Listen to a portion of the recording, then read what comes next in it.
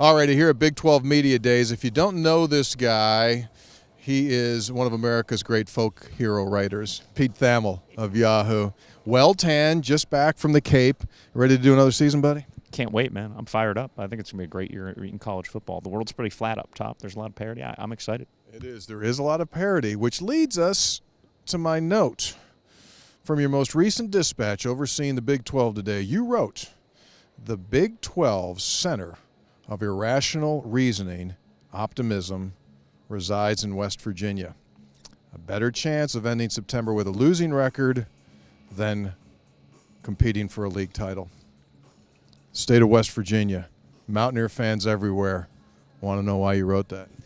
This is Dateline Tony Caridi putting me on the spot. I wrote it for a very simple reason. I feel like off-season hype takes on a life of its own. Some people look at a schedule, look at returning starters, look at a guy like Will Greer, and then they extrapolate. Well, you know, they lost their last 3 games, but Will Greer's back, and they might not do that. But they return all these starters on defense.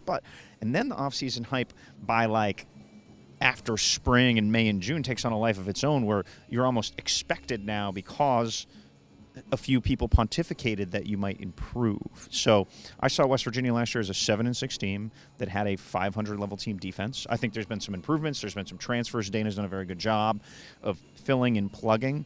I just don't know if the Mountaineers are capable, especially defensively, Tony, of making the leap from a 500 team to a league title contender. You make a good point, because I do think that off-season perception becomes reality by this time of the year, and then the real games happen.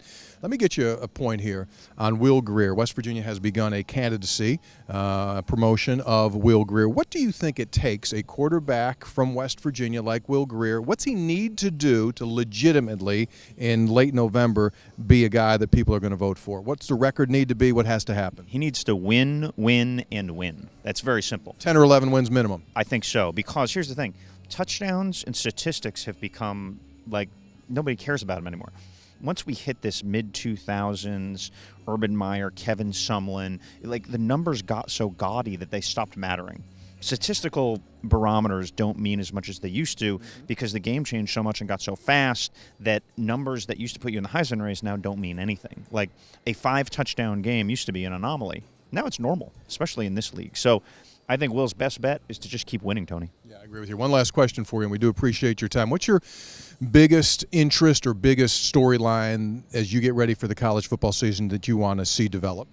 I think the Alabama quarterback situation is probably the most interesting in college football. They have a returning SEC player of the year who got benched at halftime of the national title game for a 5-star blue-chip recruit who now may take his job. I just think it's fascinating theater, especially within the Nick Saban bubble of secrecy. Yeah, and there's a great Mountaineer as well, Nick Saban. Pete, appreciate the time. Tony, thank you. All right, Pete Thamel from Yahoo Sports here at WVUSports.com.